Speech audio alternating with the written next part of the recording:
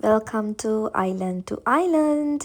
ඉතින් මේ මම ඔයාලට අද වීඩියෝ එක ගෙනාවේ මගේ බර්ත්ඩේ එක දවසේ. අපි චුටි කේක් එකකුත් කැපුවා. ඉතින් ඔයාලා ඒ වීඩියෝ එක තමයි කලින් දැක්කේ. ඊට පස්සේ මං උදේ නැගිටලා කිරිබතක් හැදුවා. බුද්ධ පූජාව තියන්නත් එක්ක තමයි හැදුවේ. ගොඩක් වෙලාවට මං උදේ බුදු පහන තියලා ඔෆිස් ගියාත් මට බැරි වෙනවා එහෙම බුද්ධ පූජාව පිළිගන්නන්න. ඉතින් මේ වගේ විශේෂ දවසක එහෙම නැත්නම් නිවාඩු දවසක තමයි බුද්ධ පූජාව මම පිළිගන්නන්නේ. ඉතින් මම කිරිබතක් ගොඩක් කිරි දාලා උයාගත්තා. ඊට පස්සේ ලුණු මිරිසකුත් හදාගත්තා. මේ තියෙන්නේ මට තියෙන පොඩි ඉඩේ මම බුදු පහන තියලා තියෙනවා.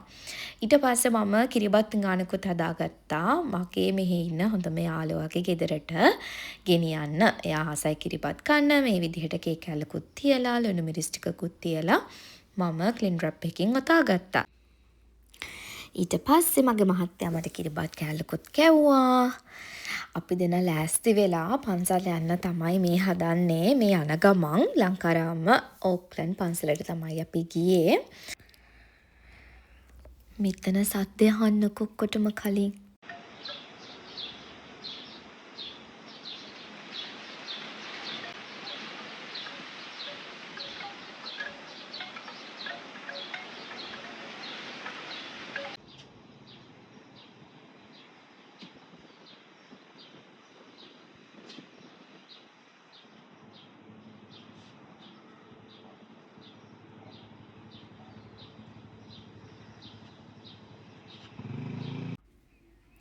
මෙතන තමයි පහන් පත්තු කරන්න තියෙන්නේ.